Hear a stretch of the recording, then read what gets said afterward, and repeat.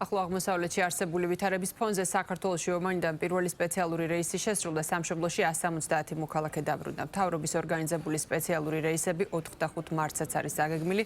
საგარეო საქმეთა სამინისტროში ამბობენ, რომ ხელისუფლება განაგრძობს ყველა საჭირო ნაბიჯის გადადგმას საქართველოს მოქალაქეების დროულად და უსაფრთხო დაბრუნების უზრუნველსაყოფად. საქართველოს საელჩოები არაბთა გაერთიანებულ საამიროებში, კატარის სახელმწიფოში და საუდის არაბეთში 24 საათიან რეჟიმში მუშაობენ.